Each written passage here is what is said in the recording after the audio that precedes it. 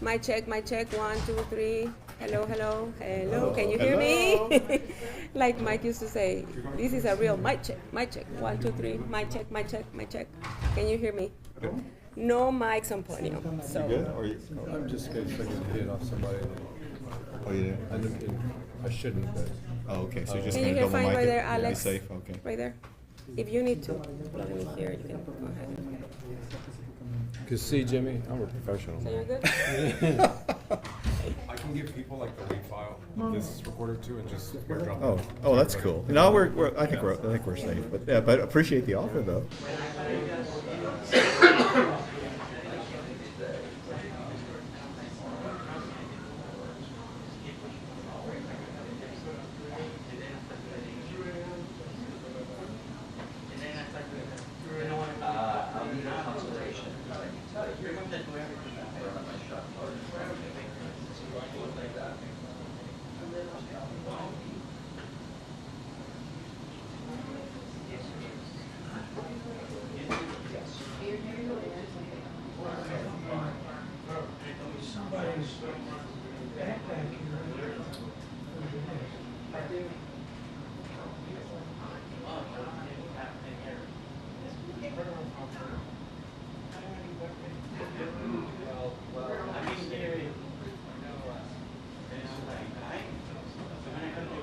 I'd like to come in next week if possible.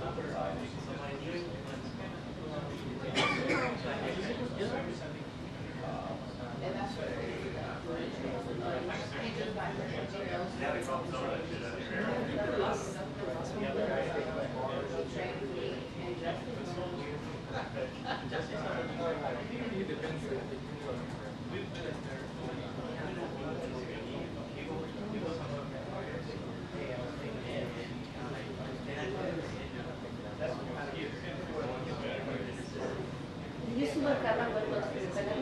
Sorry? You used to just think I love what hold on. I haven't seen it. Yeah.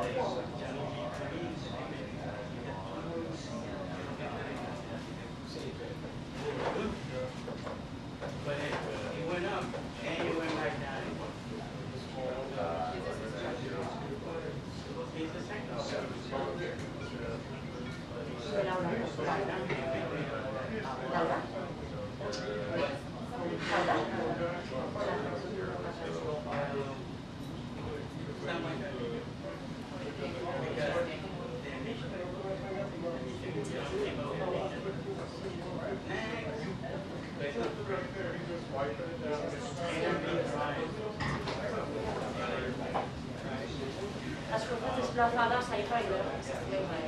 Pero básicamente se entiende que entonces se entiende que operar con un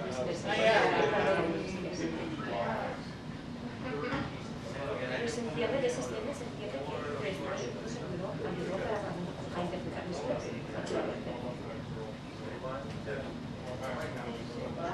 Ya, pero ya, sí, de dónde, sí, pero pensé que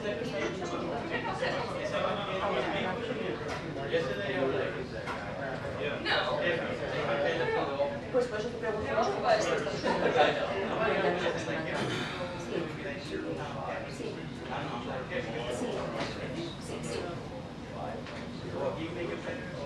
Bueno, preguntaremos. Vale,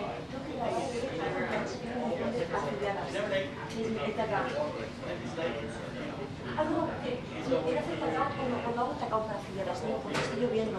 Estoy lloviendo.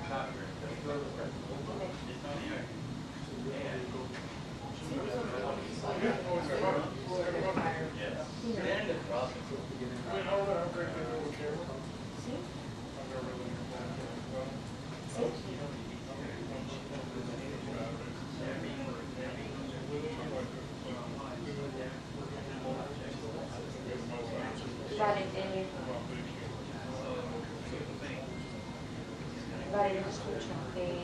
Epidemia.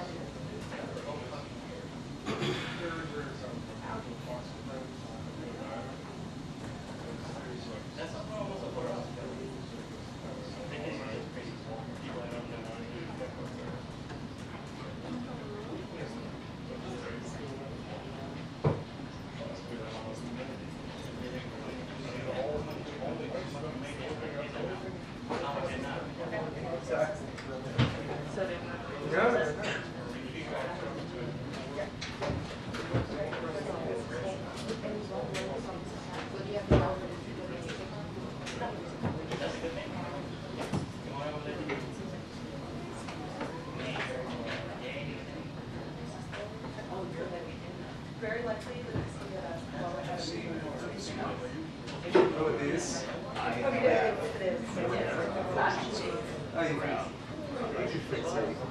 That's why I went in.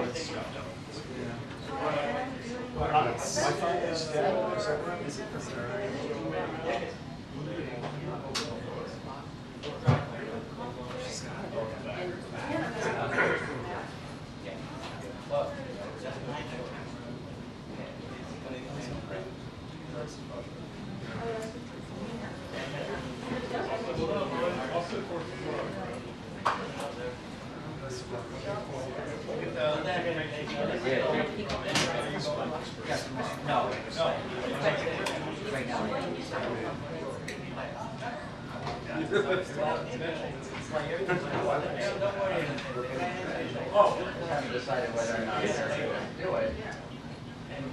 I mean, with this thing, with this thing, that'll change the dynamics.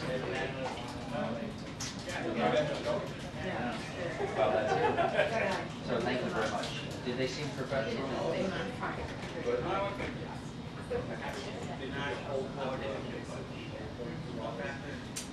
The hardest thing is you should do it online, but I did it online. Definitely, just one thing you have to do is about 10 minutes or so. If you do it online, make sure you get confirmation that it's done. Awesome. But then again, you simply get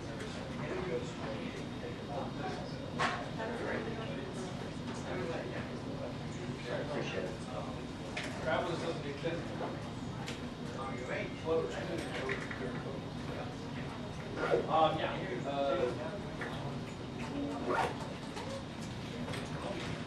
And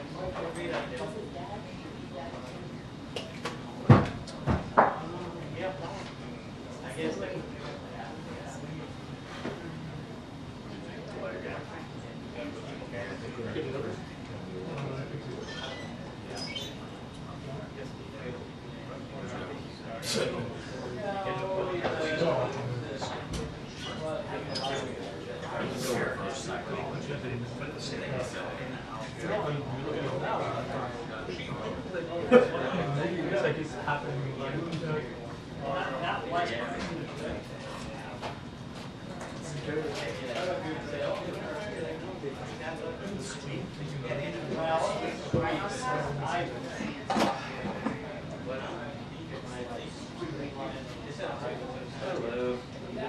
all right.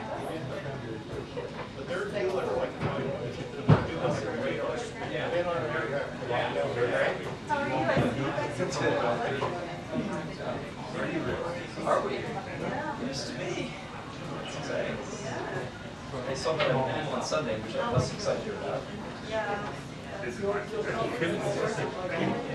Let you know what's.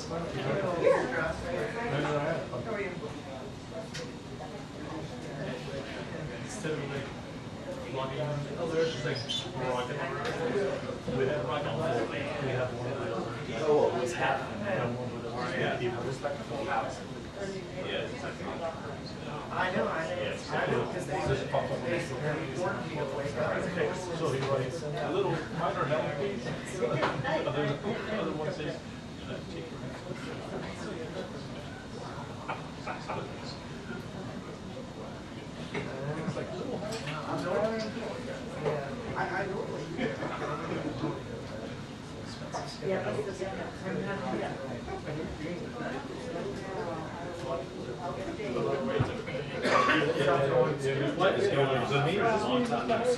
Now, are you here? I was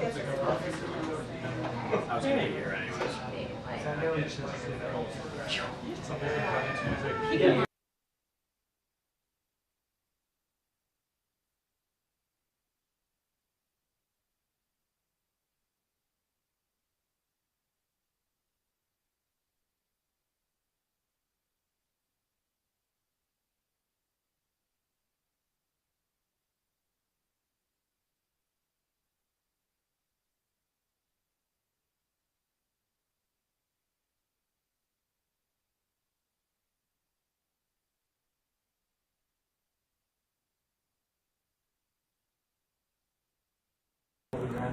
Vegas was put bets on it. How was that? Apparently he was on a European vacation and sort of struggling to get back in time. Oh, really? Yeah, he was also on a semi-contract. Yeah. We don't even have to see his whole. Yeah, more of it's happening. Yeah.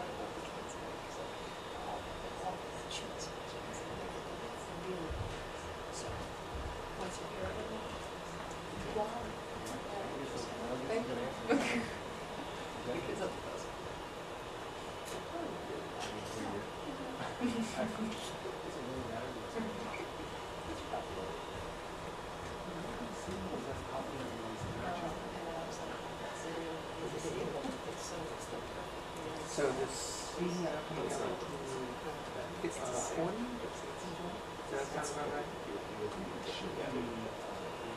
As long as she's nearby. Yeah, she is. Oh, I think she's just up the stairs. Elevator.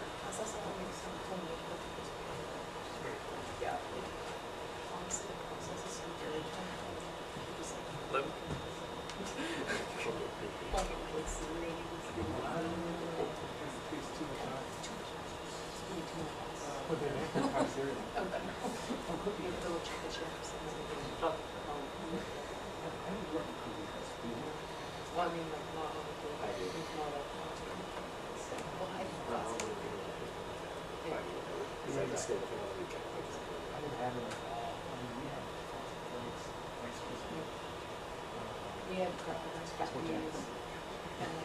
We were only allowed to have the cheerleading voucher, first Christmas voucher, or conference voucher. Yeah, it was beautiful. And then they had our miles to big sugar. I was like, oh, this is it. It's like, I got some. And my dad was Christmas came back to dinner with a big bowl of corn. So I was just doubting it. He was like, you look a little too happy for me to do that. He's like, give me a bite. And I was like, exactly.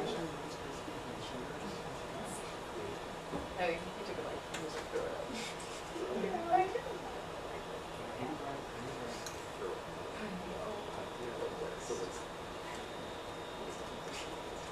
But my teeth are. Yeah, I never had braces.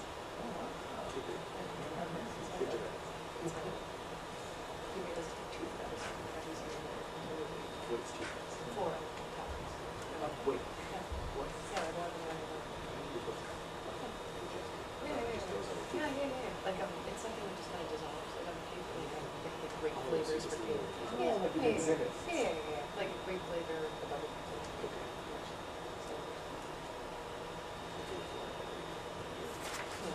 No, we don't wait.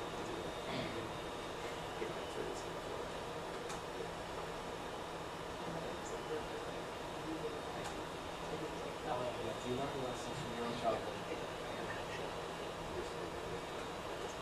Well, it's been 10 years. Yeah.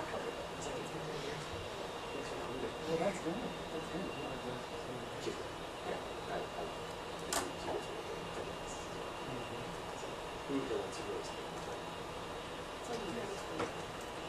Yeah, we just did this with Steve Rose. What is it? I wanted to do this. I did. That was like, for like 2017. So again, smart treaty? To be honest, I don't know. I just know that maybe, well, just know that my brother was like, I'm gonna be a doctor. My other brother was like, didn't sound like it's right. My brother who wanted to be a doctor did become a doctor. And then he wanted to be a lawyer. He went to college. So I'm not gonna like be your prophet, but yeah.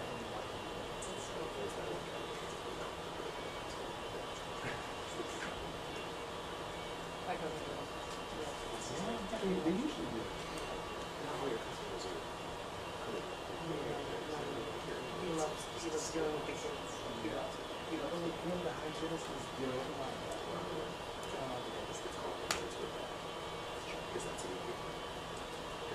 when there's an emergency, we can call it. They used to enjoy the beauty of it. You see it so much. It's like a plumber. You see it so much. Right?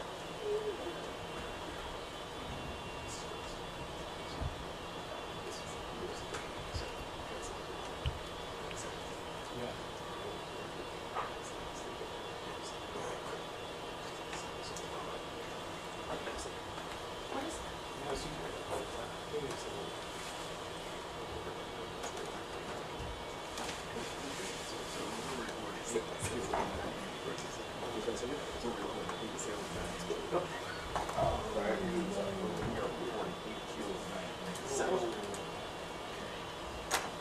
It was already a problem.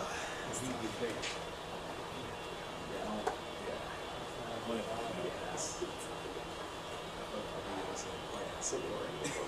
So it's important, but it's like, this is. I'd rather be a different person.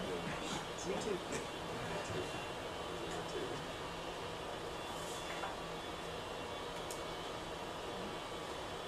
Who were your family dogs? Do you know? The last time I was set up for a video. Did you cover like? No, I haven't But I perfected the whistle spin though on your lanyard. Oh. And you rotate. Yeah. Before you spoke to you. No, from day one. I just wanted to be a singer. Still want to be a singer. That's all I wanted. I was like, I'm not saying, I'll tell you something. That's all I wanted. And never changed. That's beautiful. I know, I knew what it was. I knew exactly what it was.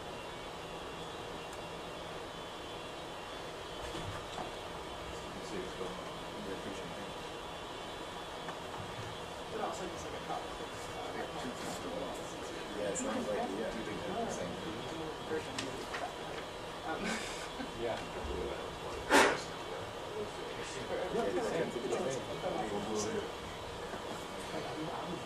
of Something else happened. I was the kid that hated using tape recorders. Yeah. Like reading the stories, and it's a good set of me and my brothers, we watched like I did a Jenner, like continue to lawyers, me and my sister, it's just audio. It's just audio. That was right there. My dad didn't find out that when they got an army because he wanted to be British ladies who were complaining about their tea. They knew tea coats. Who bought this? It's horrible. Do you usually cover this? Okay, just it's easy. I'm here, cool. I'm not hanging out of town, so it's like, any given day, true. British women. And then he had one about, he did one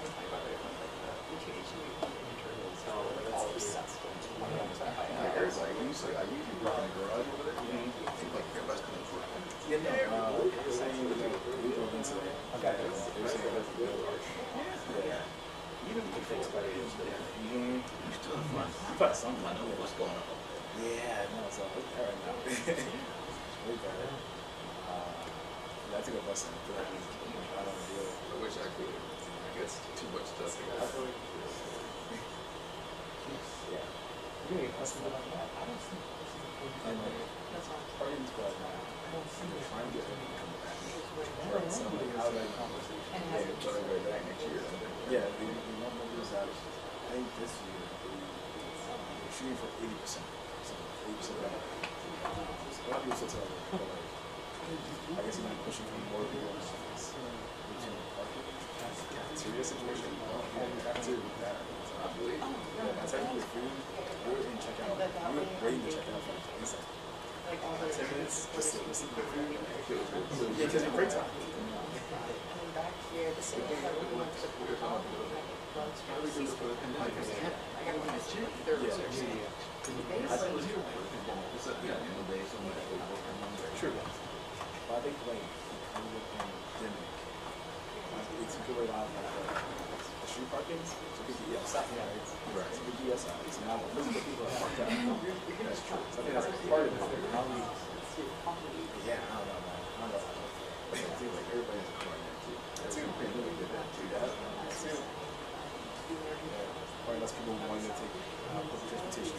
Correct. So yeah, I feel that. That's tough.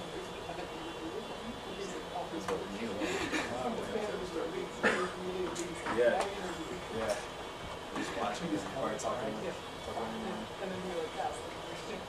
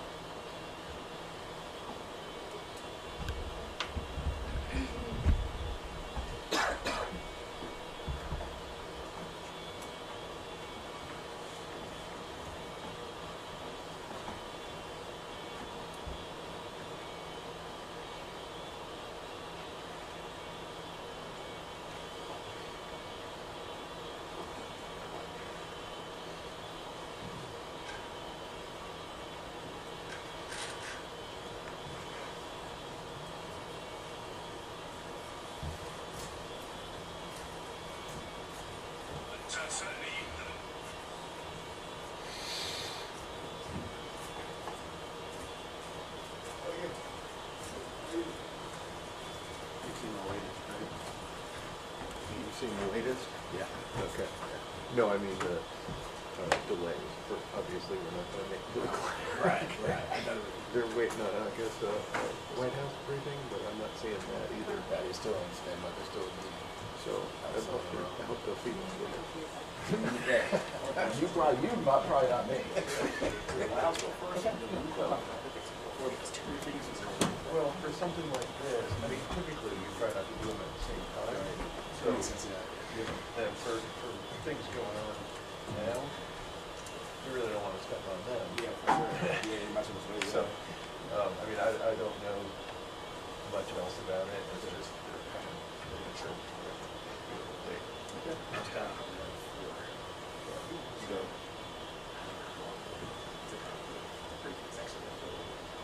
Yeah. Oh, we got to bounce it first, and they haven't gone yet. So yeah.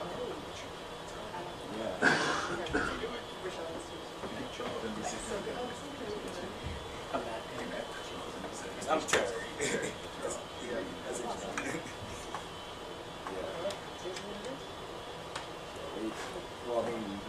I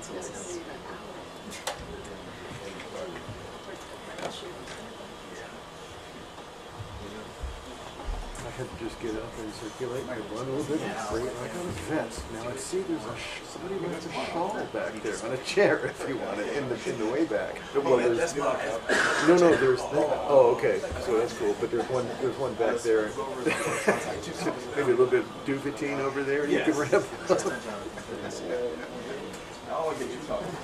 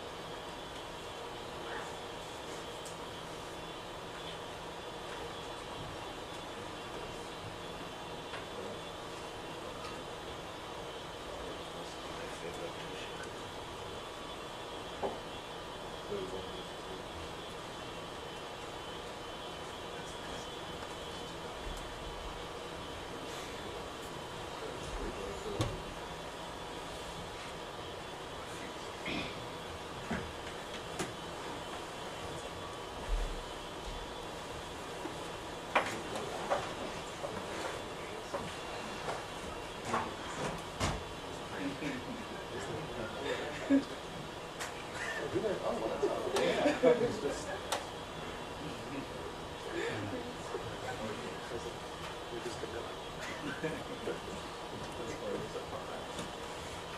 mean, it's changed from like most beautiful seats, I guess that's it's.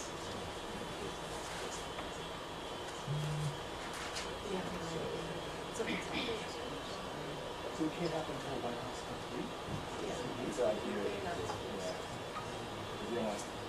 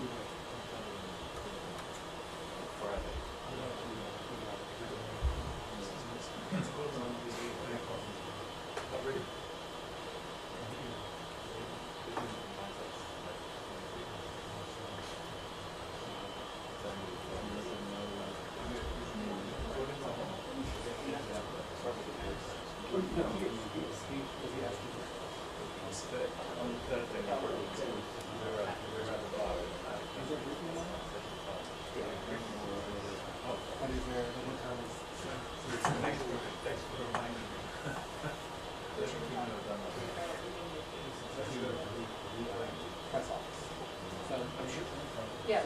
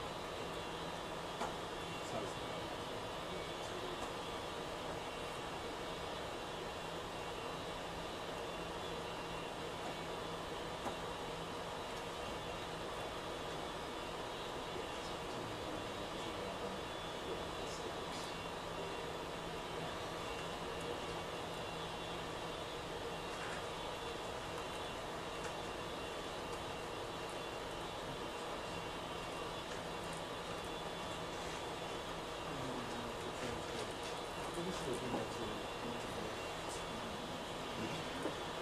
it may need to reschedule for tonight because of this one. This is not going to hit on time. Yeah, so I just sent an email asking about tomorrow. That was for everybody. Yes, and who was it we were asking? Heather? Yes.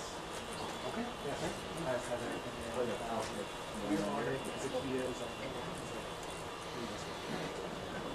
So, great, because it looks like we're waiting for the White House meeting to start. And Right.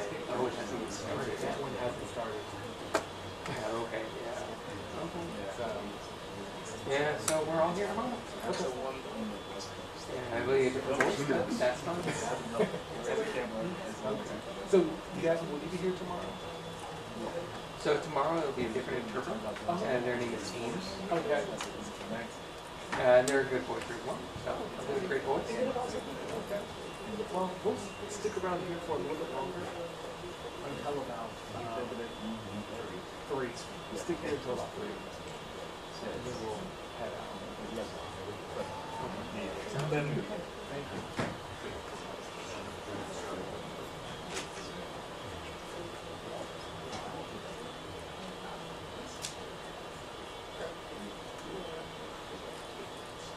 Yeah. Yeah.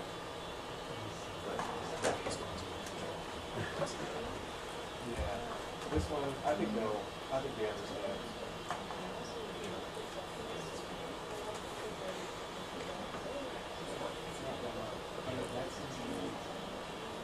That's impressive.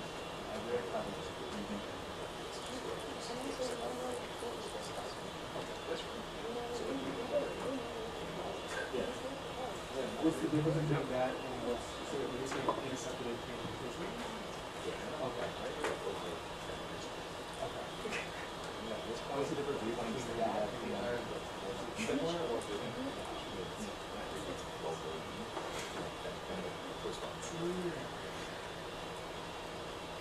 What's the technology behind it? So yeah.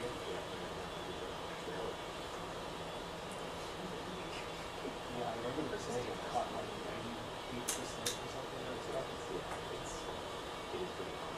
Yeah.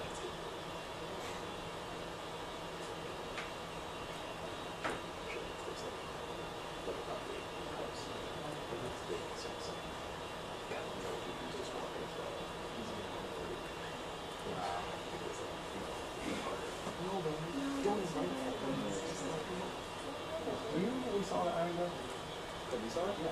When did we see it? 2017, we were at this event on this usually investigating. This was at like the provision site. It was all this military grade. I remember seeing the news stuff. Yeah. I think we saw like one of the photo tapes for the something like that. I think people doing like it's different. It's like weapons and knives. That was like the second or third week. Yeah. This is crazy. Yeah.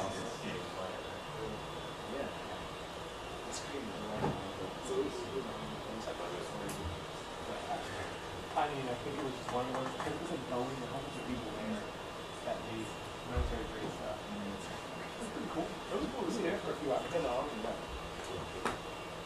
So, I did talk to Kate. She just said, she was just like, wow, the White House one hasn't been done yet. That's all she said. I'll say, I'll tell her to call that. And say it's not going to go live as the White House is doing? That's an assumption. Figure out where I'm at.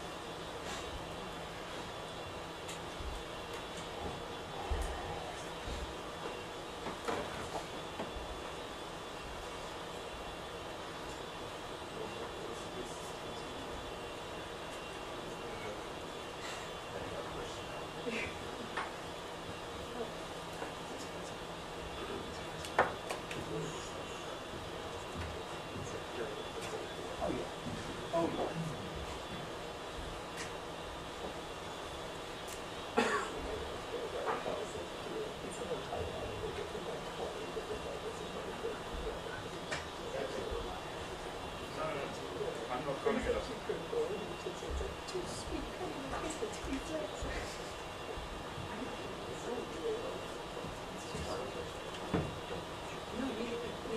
it doesn't either, especially if you're getting cold. If you're getting cold, you really don't need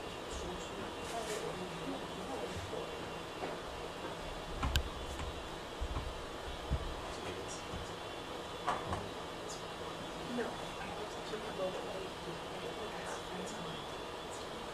Otherwise, it's like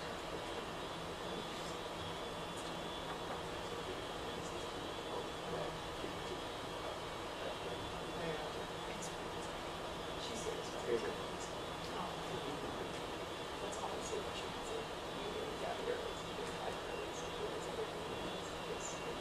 She is that, she was like, used to have something, she was like, sorry, I'm sitting here, so it's not that getting up. It's safe.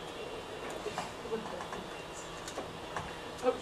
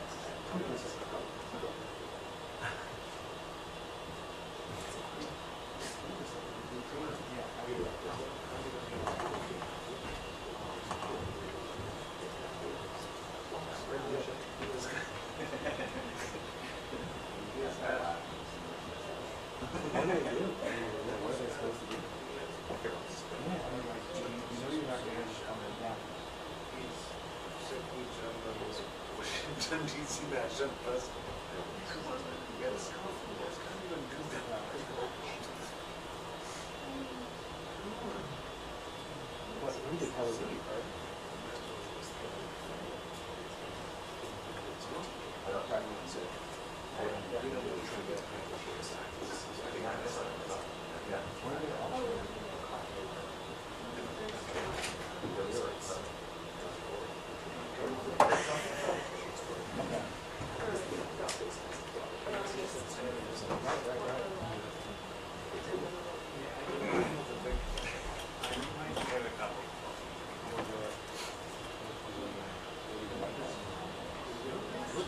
Oh, you might have got this.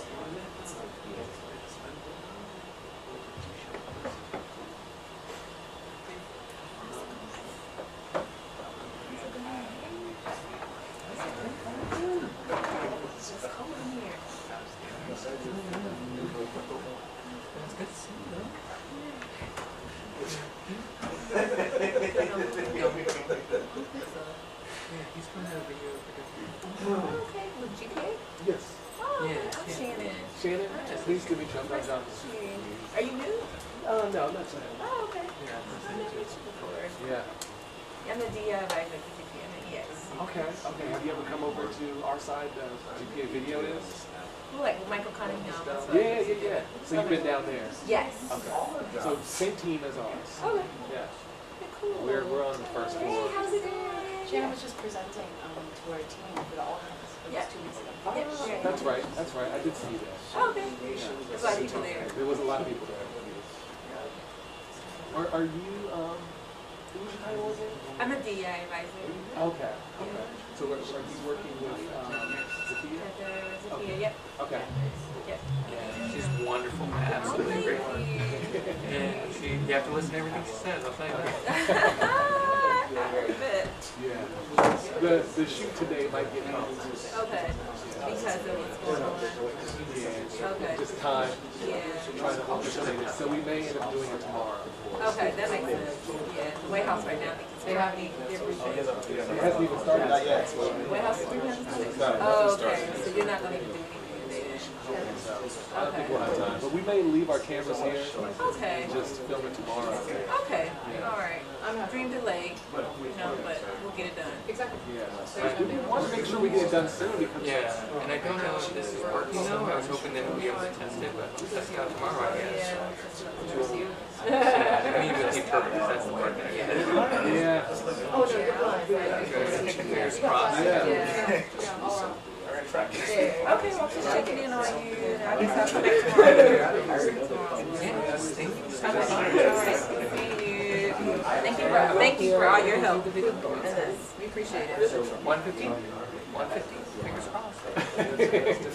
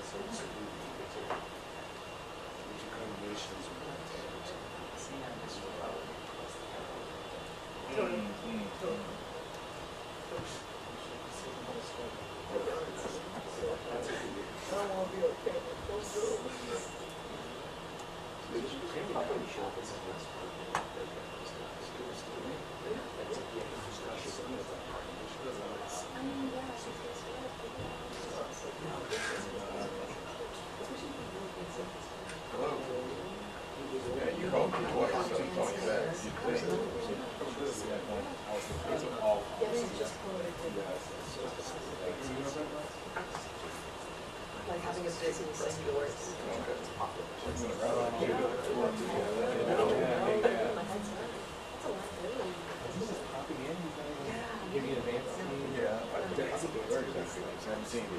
And so when they pop in, people are like, I don't want to be on camera.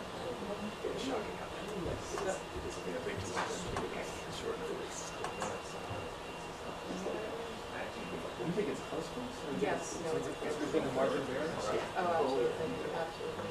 Like just a couple of days ago. I thought it was more than that. I thought it was outside. She like was, 2%. no, she was leading by 9 points, but no longer. It's that thinking, it's changing, it's also, it's just not interrupted. Young girls. You see Maya Rudolph's impression on us? And I love Jim Carrey. Bo Yang played the people, Charlie XCX, and Velocity played people more. I didn't see the other one. The Charlie XCX one was so good. Did he create like a brat fan Yeah, or something? fan. No, he was Charlie. He was Charlie. And he's like, you have to watch it. He was like, he's so funny. And Charlie is like, if I wasn't sick last week, Oh, you missed her show? I missed her show, I was gonna go. But then I got super sick, and so my friends went. What is this? Last Thursday. Yeah, in Baltimore. I got sick. That's There's a great meme about it. It was that scene from the Mean Girls. Like, did you have an awesome time? Did you go and drink awesome drinks with awesome friends and sit at each other's awesome drinks? I want to say I was brat. I want to say I was brat before other people. You were brat before I was. Yeah, because I was like, this album is really good. He texted me being like, oh, this is Like the day of. Yeah, I was like, this is really good. I was like, look at Donnie. Green shirt on, I was ready to go. I had like some of the songs I play and he really likes, but then I have to kind of cut them off because some of them have like bad lyrics. Of course. Like which ones? Well, the song "Sympathy Is a Knife" is like the one that both of us like. Yeah, "Sympathy Is a Knife." No, She talks about like No, yeah.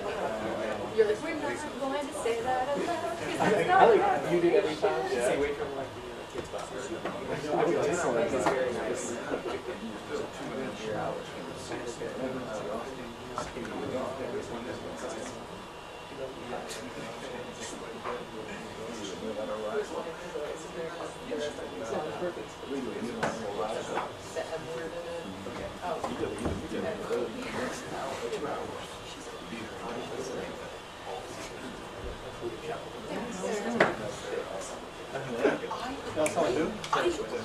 First time I heard, yes, I have to say, close your eyes and listen to Chapel.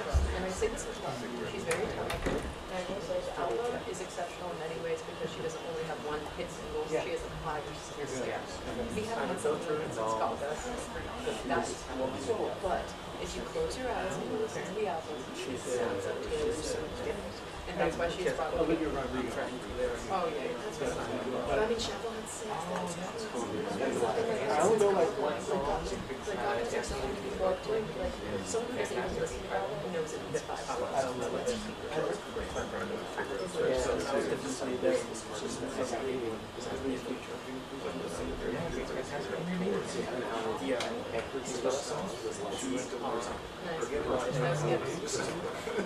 I wonder if you just like which one that is now because I just I would check And like, it's impressive. Wonderful. It's not just 1 or 2 songs getting love, it's all these songs. Do you know that's Presbyterian Yeah. She might not ever. I'm not sure that way. It hasn't been able to do it. No. Because of your teacher,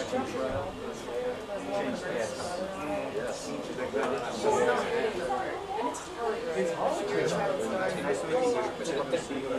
Like you remember Lord, like singing. Yeah, Oh, I love Imagine Lord, it was like her first album. Yeah, your heroine, no skips, that entire album. Oh, God. And then she never really toured in the United States. well, happy to have you. But Lord was interesting, because Lord was like, Great. Lord was stayed. She was a kid. She smart about it.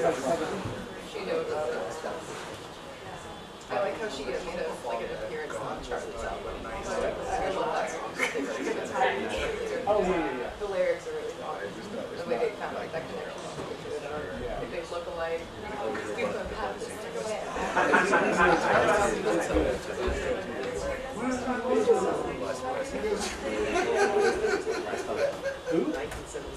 No, it was Refuge. No, it was Taylor's version. Oh, it's Red. Refuge. Yeah, and she didn't get any Grammys for that one.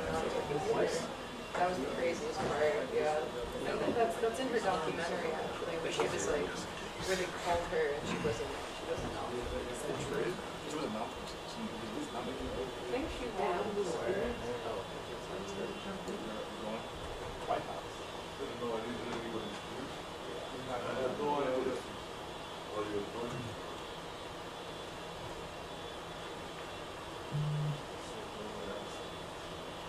But at this time, and I stress at this time, we do not know of any deaths in Israel. We are tracking the reported death of a Palestinian civilian in Jericho in the West Bank. We do not know of any damage to aircraft or strategic military assets in Israel. In short, based on what we know at this point, this attack appears to have been defeated and ineffective. This was first and foremost the result of the professionalism of the IDF, but in no small part because of the skilled work of the U.S. military and meticulous joint planning in anticipation of the attack. We are also aware of reports of a terrorist attack in Jaffa that took the lives of a number of Israeli civilians and wounded several others today.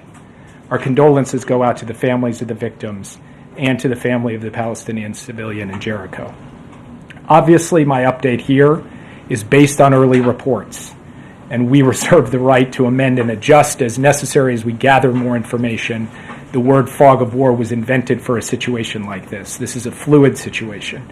We will consult with the Israelis on next steps in terms of the response and how to deal with what Iran has just done, and we will continue to monitor for further threats and attacks from Iran and its proxies. We are particularly focused on protecting U.S. service members in the region.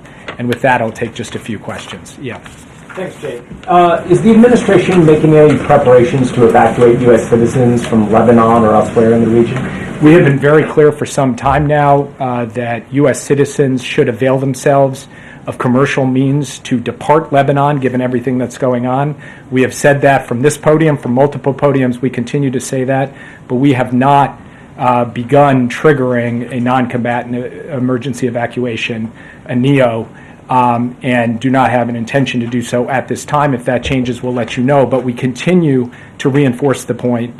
American citizens in Lebanon should follow the guidance from the State Department, which is to find civilian commercial means to depart, because in extremis, we may not be able to get them out safely. Yes. Thanks, Jake. What is the U.S. view on whether Israel should retaliate, and what is your concern about this leading to a wider escalation of war in the region? We've had some initial discussions with the Israelis in the aftermath of this at the military level and also at the White House to Prime Minister's office level. We'll continue those conversations in the hours ahead. I'm not going to prejudge or get ahead of anything. We want to have some deep consultations with the Israelis, and I'll have more to report to you after we get the opportunity for deeper discussions. And escalation in the region? Obviously, this is a significant escalation by Iran, a significant event, and it is equally significant that we were able to step up with Israel and create a situation in which no one was killed in this attack in Israel, so far as we know at this time. We are now going to look at what the appropriate next steps are to secure, first and foremost, American interests, and then to promote stability to the maximum extent possible as we go forward. Yeah. Back in April, the president's message to Israel was to take the win when the U.S. and Israel were able to intercept the barrage of Iranian missiles. Is he recommending a similarly limited response this time? I will not, from this podium, share the president's recommendations. He will have the opportunity to share them directly. We're going to have, as I said, ongoing consultations with the Israelis this afternoon, this evening. It is too early for me to tell you anything publicly in terms of our assessment or in terms of what our expectations are of the Israelis or the advice that we will give them. So will he be speaking to Prime Minister Netanyahu today? I don't have anything to announce from this podium, but I can tell you that he is tracking this minute by minute. We are very much deeply in touch with the Israelis, and insofar as we have calls to read out, we'll make sure to read them out with you. Just last question, then I'll turn it over. Thank you, Jake. In April, after Iran struck Israel, the U.S. issued a number of sanctions as a consequence. This morning, the president said there would be severe consequences if Iran carried out this attack. What are those consequences, and are they more severe than sanctions? Totally legitimate question, and that answer will come based on the conversations and consultations we have with our Israeli counterparts. It's too soon for me to stand before you today and give you an answer. What I can tell you is this. We are proud of the actions that we've taken alongside Israel to protect and defend Israel. We have made clear that there will be consequences, severe consequences for this attack, and we will work with Israel to make that the case. Thank you very much. Thank you. Thank you, Jake. Thank you, Jake. Okay, on to the rest of the programming here. This morning, President Biden was briefed by his Homeland Security Advisor, Liz Sherwood-Randall, on the latest impacts of Hurricane Helene, and this afternoon he will receive an interagency briefing on the Hurricane Helene response and recovery efforts. At the President's direction, the Biden-Harris administration continues to use every tool available to get assistance and resources to the communities that need them the most. Yesterday, the President approved a major disaster declaration for Georgia, which will unlock additional assistance to help those recovering. This is in addition to the major disaster declaration swiftly approved by the President following request from North Carolina, South Carolina, and Florida. as well as requests for emergency assistance across 7 states. Tomorrow, the President will travel to Raleigh, North Carolina, where he will visit the State Emergency Operations Center to meet with local officials and also first responders. And the Vice President will travel to Augusta, Georgia tomorrow and will then head to North Carolina in the coming days. As of today, thousands of personnel from across the federal workforce are deployed and supporting state-led Hurricane Helene response efforts across the 6 affected states, including over 1,200 personnel in North Carolina. Still, there is more work to be done, and the Biden-Harris administration will be there for these communities every step of the way. Now, as you can see, we also have Secretary of Homeland Security, Alejandro Mayorkas. Thank you, Corinne, and good afternoon. Before standing at the podium, I was at FEMA's National Operations Center being briefed by our personnel as well as state emergency personnel. I thought it very moving and very telling that North Carolina's Emergency Management Director described Hurricane Helene as catastrophic and noted the fact that numerous towns situated along the river had virtually disappeared, had been completely destroyed. In fact, Hurricane Helene is of an historic magnitude. This many states hit this hard. The wind field of the hurricane stretched 350 miles from its center. More than 100 fatalities have been reported, hundreds and hundreds of homes and businesses destroyed. Our hearts break for those who have lost loved ones, and we pray for the swift assistance and rescue of those who are currently missing. We are in different phases of a post-hurricane environment depending on the state and the location within the state. In some areas, we are still in search and recovery, search and rescue operations. In others, we are, in fact, in the response and recovery phase. I thought I would give you some of the latest statistics based on the briefing that I received. And I should say that these numbers are, as you can all well understand, quite dynamic and fluid. They change minute by minute and hour by hour. But just as devastating as the hurricane has been, the response of federal, state, and local authorities has been extraordinary. We have more than 2,000 federal personnel dedicated to this effort. On the ground, we have more than 1,200 urban search and rescue personnel. FEMA staff deployed, over 1,200. Corinne mentioned the major disaster declarations and the emergency declarations previously issued. I should note that in the 6 states most severely impacted, the emergency declarations were issued before the storm hit, and we had thousands of personnel dedicated there. We have delivered more than 2.6 million ready-to-eat meals and more than 1 million liters of water. At its peak, there were 5.1 million customers without power. We have reduced that amount, and not just the federal government in support of the state and local authorities, but working very closely with the power companies and the other utilities. We've reduced that number of customers without power by 3.8 million people. And so the operation is very, very significantly underway. We are working in support of our state and local partners. This is an all-of-government, frankly, all-of-community effort. And with that, I'll take some questions. With regards to how many were unaccounted for, yesterday Liz said about 600 were unaccounted for. Do you have an updated number on that? We do not have an update, but that work is still underway. And I know, for example, within the Department of Homeland Security, the Coast Guard has recently rescued approximately 21 people through their patrols. And there was also discussion yesterday on whether resources may have been better pre-positioned in other parts of the country. There were many assets in the Big Bend region of Florida, some in North Carolina, but should the government have pre-positioned more in the North Carolina area? Well, we actually pre-positioned our personnel, and state and local personnel were pre-positioned in all 6 of the most heavily impacted states. This is an historic hurricane had reached not only industrial areas, but of course, as we also poignantly see, rural areas as well. Yeah, thanks, Corinne. Liz yesterday, focusing on the pre-positioning here before the storm, said that it was focused on the Big Bend region of Florida. So what pre-positioning was taking place there that wasn't taking place in the North Carolina, Western North Carolina area? Remember that the pre-positioning of assets, to include personnel as well as equipment and the like, also depends on the terrain and the access points. And so we pre-position where we think the impacts are going to be greatest.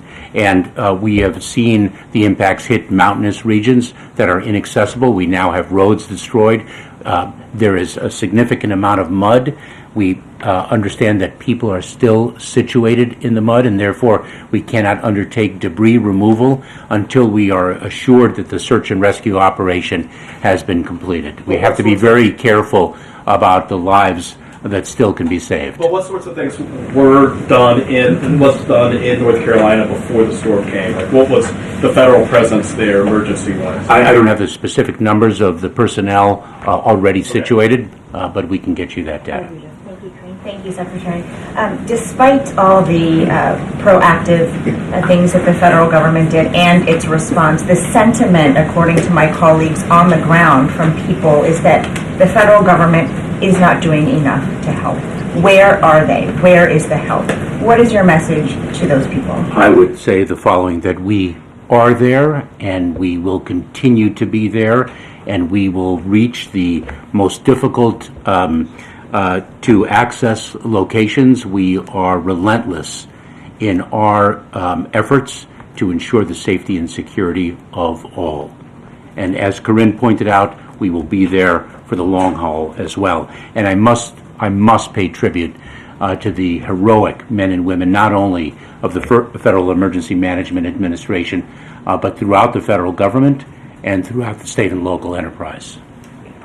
Thank you, Secretary, for talking about electric power. I'm curious about the status of cell phone service, as the Associated Press is hearing reports that people are having a tough time using their cell phones, being able to make calls, even reach you. Yes. What are you doing, and what is the status of that right now? In fact, communication has been difficult in a number of areas, if not impossible. A great deal of infrastructure has been demolished. We are working with the private communications companies as well as the FCC to ensure that we can rebuild communication towers. We have, for example, deployed 50 Starlink satellite systems to help with the reconstruction of that infrastructure. You mentioned that there are roads that have been destroyed. There are places that are so hard hit that it's hard to get to them right now. The President mentioned land bridges yesterday and working with the Defense Department. Can you talk about what the effort is right now to get to some of those hard hit areas and what the timeline is looking like to reach the people that are in need there right now? So this is at the President and Vice President's direction and all of government effort. So it's not only by land, but we have deployed air assets. The Department of Defense has been of extraordinary assistance. I don't recall exactly the number of Army Corps of Engineers that have been deployed. I think it's close to 6,000. So it's an all-of-government effort to reach individuals, not just by land, but by air as well. And how quickly do you anticipate getting to some of those areas that have been cut off because of the roads being flooded? As quickly as we can. Go ahead, Jim. Thank you, Corinne. Mr. Secretary, do you have a sense of how much money it's going to cost, A, to do this relief effort, and B, to do the rebuild effort once we get there, and how much of that will be covered by insurance companies, and how much will be covered by the government? So this is a multi-billion-dollar undertaking in terms of the search and rescue and the response. I should note that we already have approved approximately $1.7 million in individual assistance that individuals will be able to access. I believe it'll be as early as tomorrow. It is a direct deposit into their accounts. But the rebuilding is something that is not for today, but that is going to be extraordinarily costly, and it's going to be a multi-year enterprise. Thank you, Attorney. Thank you, Mr. Secretary. Two questions. First, about the president's decision to go to Raleigh. Can you give us a little bit of a breakdown as to why he's going to that location and what he will see, and whether or not he'll be able to see any of the harder hit areas in the western part of the state? So the decision of where to go and when to go is a decision that must be calibrated according to the capabilities and needs on the ground. And so the president and the vice president have been quite deliberate to take those sensitivities into account, to work with state and local authorities and ensure that their visit is constructive and not in any way interfering with the urgency of search and rescue operations and the work underway on the ground. And so they selected the timing and location of their visits accordingly. Another question about the upcoming election. Obviously, North Carolina is a very important state. Do you have, and ballots are supposed to be going out in the coming days. Do you have any sense of how much impact the hurricane had on the ability to carry out the election and carry it out safely? Well, the state and local authorities are in charge of their respective election efforts. They have that top of mind, and we are going to be able to make sure, they are going to be able to make sure that people have the ability to exercise their fundamental right to vote. Kevin, last question. One of the issues we're hearing about in North Carolina is not just down power lines, but flooded substations. Do you have a sense of how long it will take to get those back online and what the administration can do to help remedy that? So the president, as Corinne mentioned, is going to be briefed in an interagency effort. Secretary Granholm and other representatives of the Department of Energy are going to be there. It is, as am I, of course, it is a multi-phase approach. Not only do we have to bring in some additional infrastructure, but there is going to be damage and the like that it's going to take time and money to replace and reconstruct. Precise figures I don't have. All right. Thank you so much, Mr. Secretary. Thank you, Appreciate Corinne. it. Thank you all very much. Thank you. Okay.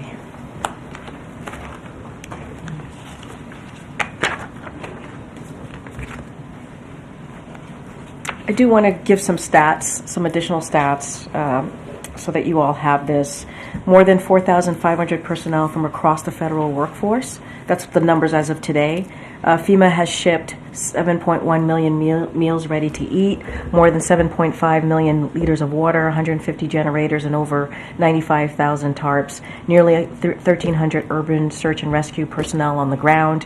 The Department of Defense has 30 high water trucks and 22 helicopters. So just wanted to make sure you guys have that. Those are the numbers as they are today, the most accurate. And I just have one more thing at the top, and then I'll go to Josh to kick us off.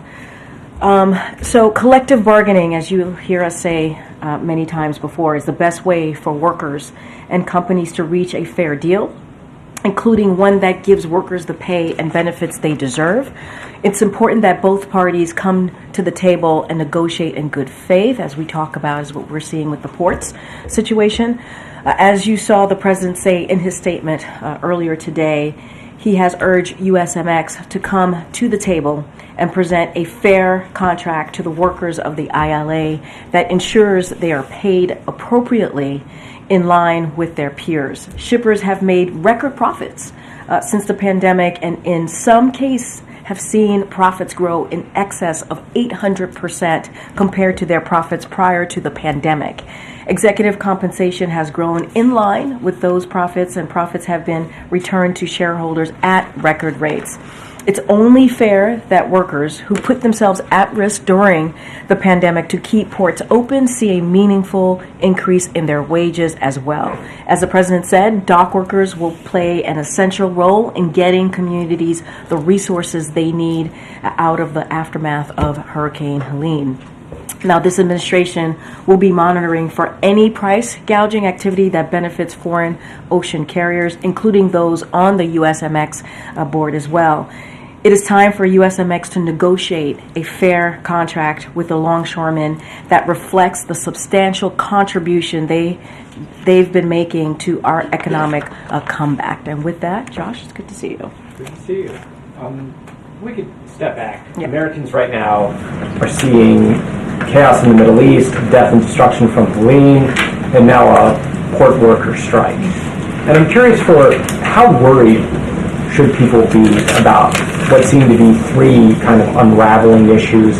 And what is President Biden doing in terms of changing his schedule or taking additional steps to try to reassure them? So look, I think a couple of things here that I would note is that I hope the American people have confidence in this president, someone who has experience, who's been U.S. Senator, a vice president, and now president for 3.5 years, to get the job done, to make sure that he has the American people front and center on everything that he does. It doesn't matter if it's foreign policy issues, world issues here in the United States, obviously. And you're right, there are three major events, if you will, happening all at the same time. And this is a president that spent a lot of his time in a situation room with the vice president, getting updates, being hands on getting updates and talking to and obviously communicating with the Israeli government on what was going on and how to move forward and really monitoring the situation, really. And he and his team have been having regular conversation. Well, his team has been regular conversations with representatives as it relates to ILA, USMX for the past several days, all the way up until yesterday. And he's been getting updates on that as well. The hurricane. You've heard and seen obviously updates from us on what the president has been doing, having conversations with governors, local officials, trying to make sure they are getting everything that they need, directing his team to make sure that I just laid out some of the things that are already on the ground, whether it's water, food, generators, assistance that is needed to really deal with the impact, this horrible impact that this hurricane has had. And so this is the job of the president, right? Unfortunately, there are going to be events like this. And this is where you see the leadership of a president show up, direct their team, to do everything that they can on behalf of the American people, be that lead, have that world, global leadership, as you see from this president. And so he has been doing that, not just today, not just the last couple of days, but 3.5 years. And I think this should send a message to Americans. It matters. It matters who sits behind that resolute desk. It matters what the leadership looks like. It matters. And you see that almost every day in this administration. You had mentioned that the vice president is finalizing a trip potentially to North Carolina later. The president had mentioned he might go to Florida and Georgia later this week. Is there any more you can give on that? I don't have anything more to share on that. Obviously, our big thing is always to make sure that we don't take away from the emergency operations on the ground. We want to make sure it's the right time to go. The president said he wants to do it. We're working through it. I don't have a date or time at this moment. But tomorrow he's going to go to Raleigh, North Carolina, as I mentioned. He's going to really thank the frontline workers who have been really heroic in the past several days and what they've been able to do. And he's going to also survey the impacted area. So that's what you'll see from the president. We'll certainly have more to share. He does truly want to go to Florida and Georgia to say thank you directly to frontline workers there, meet people, see folks who have been impacted by this horrible storm, a historic storm, I should say, and so we'll certainly have more to share. And just a funding question. Last week when Administrator Criswell was here, she had said that the agency had enough money to conduct life-saving measures for this disaster. Days later now, given the scope of the damage and that large number of people still unaccounted for, the Homeland Security Secretary said that there's still search and rescue operations in many places. Is there still enough money for life-saving measures for this particular disaster? So I would let FEMA speak to that directly. My understanding is I don't think anything has changed from when the FEMA administrator was here just this past Thursday. But I think what's important to note is we are going to be in touch with state and local officials to ensure that they have everything that they need in this time, in this moment, all the federal assistance, all the federal resources. We are committed to that. Obviously, we had presented Congress with a robust funding request that did not make it into the CR. We are obviously disappointed by that. And so those conversations are going to continue. We want to see Congress act. As we can see, just what we've seen from the past couple of days, it is important to have federal assistance for Americans who have lost everything, Okay, Jeff. Karine, briefly back on the topic of the Middle East. Did the United States have a heads up from Iran that this missile strike was coming? And if so, what channels, through which channels did you receive the heads up? As you know, there are conversations that we have and that are not necessarily. Here's what I can say. I'm not going to speak to private diplomatic conversation. I'm not going to get into that. What I can say is that what you saw today, what you heard from Jake Sullivan, is that we are going to continue to be there for Israel, to defend Israel. They have the right to defend themselves. What you saw today, what's happening, the developments of what you saw today, and what you heard from the president directing the Department of Defense to make sure that we assist Israel in what we in the operation that we saw coming from Iran.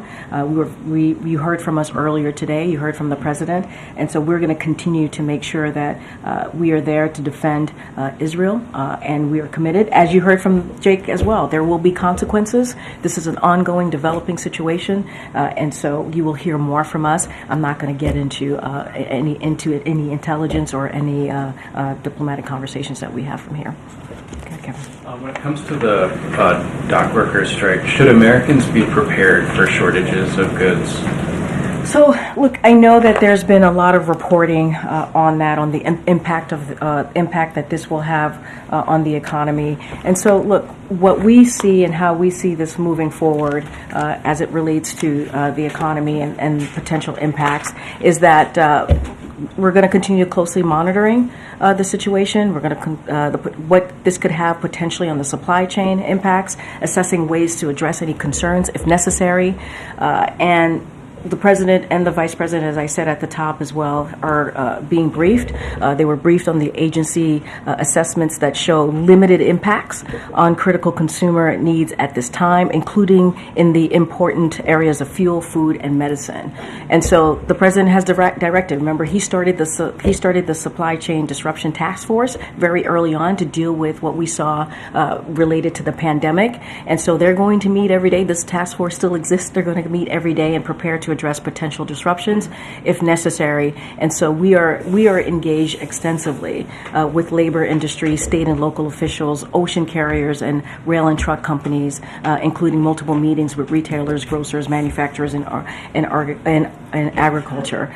So this is something, when it comes to the supply chain, as we obviously, as I just mentioned, the president started the task force. We are taking this very seriously, and we're going to monitor this very closely. Okay. Thank you, Karine. Yesterday, when the president was asked whether he was aware of a limited ground operation into Lebanon by Israel, he said, "I'm more aware than you might know." Can you elaborate on what he meant? Did the president play a role in determining the size and scope of that ground operation? No. I mean, this is, when it comes to any military operations that Israel has, IDF, it is for them to speak to. It is for them to come to their determination of what that looks like. What we have been very clear about is that Israel has the right to defend itself against Iran-backed groups, including Hezbollah, Hamas, and the Houthis, and we have always been clear about that.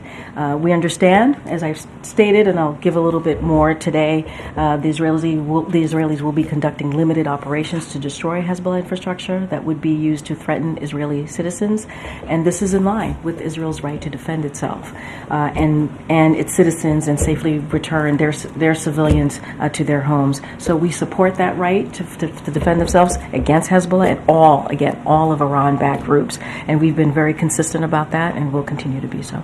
And then I know there is a lot going on, but will the president sit down and watch the vice presidential debate tonight? Where, with who?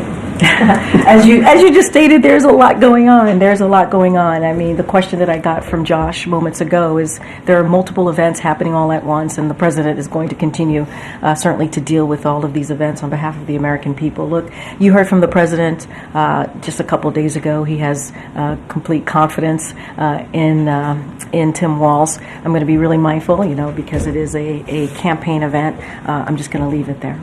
Is he going to watch? He's going to be very, very busy, continues to be very busy with all of the events happening today, but he has complete confidence in Tim Walz. Thank you. Okay. You spoke about wages earlier. Can you talk about the president's view of the ILA's push to put restrictions on automation that's a major sticking point in those negotiations. Look, what I will say, I'm not going to go point by point with what they're negotiating. We believe it is important that workers get a fair pay and also benefits. That's what they deserve. I just laid out what the shippers were able to do. Right, they were able to regain their profits. Some of it in excess of 800% since the pandemic. Right, executive compensation has grown in line with those profits, and profits have been returned to shareholders at record rates. And so, ILA, these workers deserve to get paid what they're worth. They deserve that. They put their lives at risk during, they worked, they had to work during the pandemic to keep ports open. That was not an easy thing to do. They put themselves at risk, and so now they deserve fair wages. Anything particularly about technology? They're concerned that I hear the question. I'm not going to get into specifics here. What we believe is that they should get their fair wages and benefits, just like their peers, and so we believe that collective bargaining is the way to go. Both sides need to continue to have conversation and do that in obviously in a way that leads to a way that workers get their fair share. Question on tomorrow's travel. Why isn't Harris traveling with Biden since she will be going to North Carolina, as you said, in the coming days? Well, she's going to Georgia. So the president's going to do North Carolina, South Carolina, and she's going to go to Georgia. So I think it was a way to make sure that we cover all fronts, and then she'll go to North Carolina in upcoming days. Okay. That's great. So on the port strike, so with the rebuilding of North Carolina, South Carolina, and Georgia, isn't it a bad time to have supplies stuck at 36 ports as of right now? So how long then until the president decides he should step in this strike? So a couple of things. According to FEMA, the strike is not impacting the relief of recovery efforts at this time because supplies were pre-positioned. You heard the FEMA administrator mention this just last week. You heard that from the secretary just moments ago. So any specifics on that, obviously, I would refer you to them. Look, we have a supply chain disruptions task force. They're going to be monitoring the situation. There's a reason why the president put that together to assess the supply chain, and so they're going to be there to work with any potential disruptions. But in your question to me about when is the president going to be involved, the president's message has been very clear. I just laid that out for one of your colleagues. We've been very clear when it comes to these types of moments here, that labor, when it comes to negotiating, there needs to be collective bargaining is incredibly important. Workers need to get their fair share. They need to get what they deserve, pay benefits, wages. It is important that happens. The president's going to continue to be regularly briefed, and we are urging USMX to come to the table to present a fair proposal to ILA. So Taft-Hartley is off the table indefinitely. I've spoken to this. This is not. We have not used Taft-Hartley, and we're not planning to. One quick one, if I could, on Iran. So Iran, obviously, we saw what happened today. They've also have an active plot to assassinate one of the candidates in the U.S. election, which could be seen as a direct election interference. Is there any talk of consequences for Iran in terms of limiting their revenue, going after their oil exports? So look, you heard Jake speak to this on what there will be consequences. You heard Jake say this. This is an ongoing situation. He had to get back to his desk to make sure that he continues to monitor what's occurring, having conversations with his counterparts as well in Israel. But this administration has not lifted a single sanction on Iran. We cannot forget that. Rather, we continue to increase pressure. That's what we have seen. Our extensive sanctions on Iran remain in place, and we certainly will continue to enforce them. And you heard from the National Security Advisor. You heard what he said today. But Iran's oil exports have reached record levels now. One report showing 3.2 million barrels per day, according to OPEC. That's about $90 billion a year. So when do we cut off that revenue? We have not lifted a single sanction. If anything, as I said moments ago, we increase pressure. That's what we have been doing. You'll hear more from us. Jake was very clear when he was here at the podium about consequences, and so I'm going to let that be for now. Okay. Thanks. 6 months ago, the Vice President was in Los Angeles when Iran conducted its first wave of strikes. And the Vice President joined virtually when she joined the National Security Team for a briefing that day. Today, she's the nominee. She was in the Situation Room. I'm just wondering if you can elaborate at all about what her engagement has been like today and what it will be like in the next 48 hours as Israel plots its response. I mean, you just answered your own question. The Vice President joined the President today in the Situation Room as they were monitoring the situation, as the President was listening to his team and hearing feedback on what was happening on the ground. She was there. She was alongside him in getting that update, and she is many times has been in the room, or as you just said, has called in when it's come to really important, critical national security issues. And so that has been the way that they have worked together in the past 3.5 years, and that's the way it's going to continue as we work through what's next. Does it make any difference, though, participating virtually versus being here in person today? No, I wouldn't say there's a difference. The point is she's in the room. She's side by side with the President. She's getting an update from the National Security Team and others. That is part of his team on these important issues as we talk about foreign policy and what's going on in the world. She's part of it. She's there. She was there for a majority of the time that the President was in the Situation Room today as we were watching what was occurring, and that's going to continue. Okay. Thanks, Doreen. The President walked the picket line last year with auto workers in Michigan, which is a swing state. Why not walk the picket line here? So look, I think the message has been really clear. It really has, on what the President wants to see. We've been very clear about making sure that there is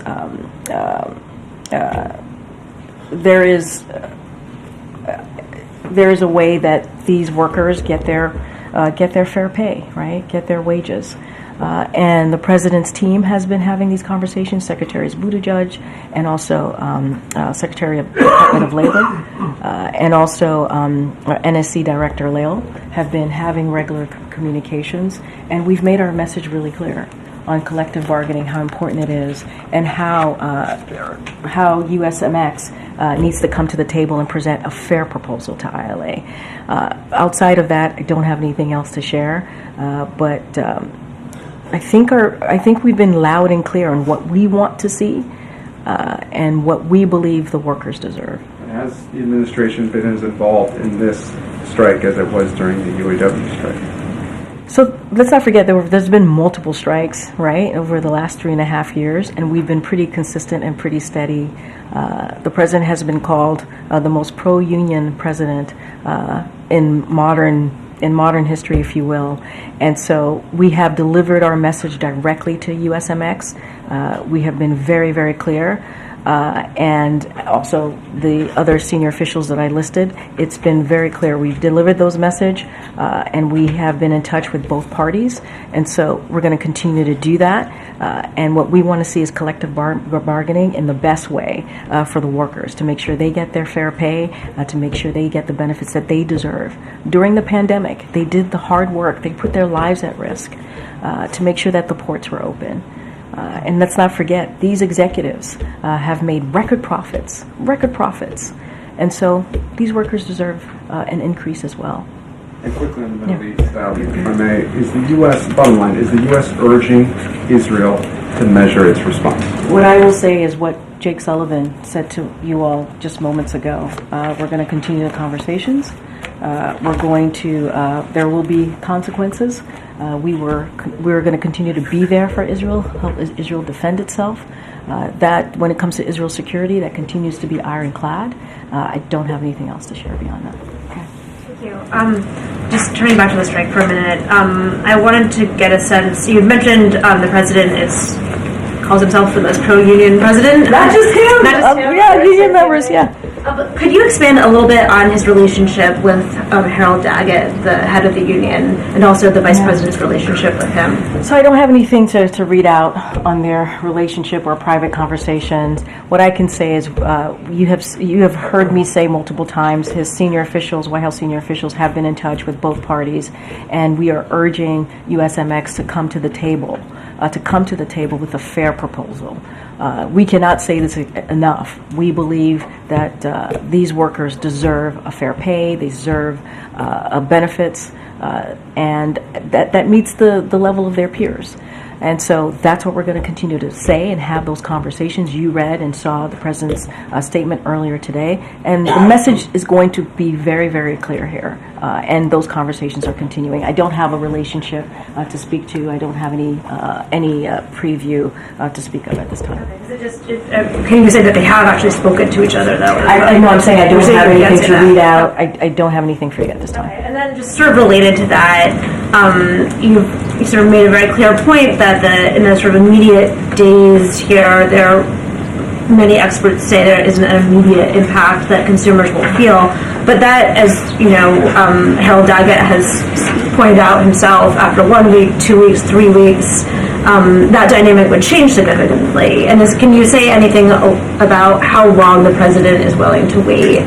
So, look, a couple of things. We're going to closely monitor the situation. You heard me talk about the supply chain task force. I do want to lay out a number of our agencies. They put out assessment that showed limited impact on critical consumers' needs at this time. So on energy, for example, from the Department of Energy, the strike will not have any immediate impact on fuel supplies or prices. On food, from the Department of Agriculture, we should not expect a significant changes to food prices or availability in the near term. On medicine, from the Department of Health and Human Services, immediate impacts across medicines, medical devices, and infant formula for consumers, parents, and caregivers should be limited. But of course, we're going to closely monitor this and any potential supply chain impacts. Look, and we have this task force.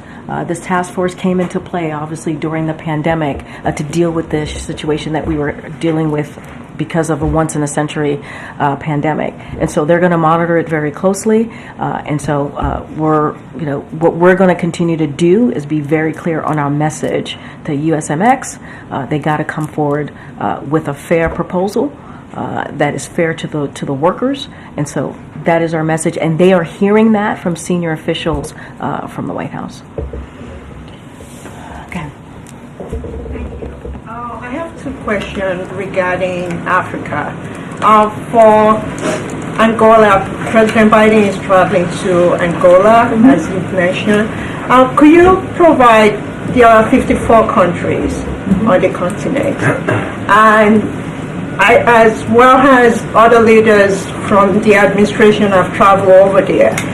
What is the message to other African nations as well as the African Union? I would say that the president traveling to the continent sends a positive message to other nations. I know you're asking me about other countries, but the president's going. No, but the president's going to the continent. I think. Wait, but the president, and you just mentioned too in your question that other officials have gone to other countries in the continent, right? And so, if anything, you have seen our commitment to building on that relationship with those countries in the continent. As it relates to Angola, he's going to have bilateral meetings there. He's going to have multilateral meetings as well to discuss increased collaboration on shared priorities. And let's not forget the PGI, an initiative that this president started. That's going to be Africa's first transcontinental open access rail network. That's going to start there. So I think if you think about it, what the president has done this past 3.5 years, going to Angola, is a connecting factor in this key initiative, the PGI. Right, we're talking about a historic effort in this open access rail network, and so that's going to be a big deal for everyone, every country in the continent. And so, if anything, this shows the president's commitment. And he said he was going to go. He's keeping that commitment. But it's not just that. He wants to make sure that we're advancing cooperation with the continent when it comes to the economy, right? When it comes to technology. And so that's what you're going to see from this president. My other question is, today is Nigeria's Independence Day. Do you guys have any remarks or any statements? I will talk to the National Security Council. I don't have anything to share with you at this time. Okay, all right. Go ahead. Back in the back. Yeah. Ahead of tonight's debate between J.D. Vance and Tim Walz, There are reports that VA staffers have accessed their medical records at the VA. Would you say that one more time? I missed that. Okay. There are reports that VA staffers have accessed the medical records of J.D. Vance and Tim Walz, as there's rising interest in them as part of the election. Is that acceptable? There are medical records that were accessed by VA staffers on their medical records when they were of J.D. Vance and Tim Walz. Okay. Is that acceptable for this? This is the first I'm hearing about this, so I have to get some more information on that. This is literally the first time I'm hearing about this. So let me get back to you because I need to get the full context of that question. All right, everybody. Thank you so much. Thank you.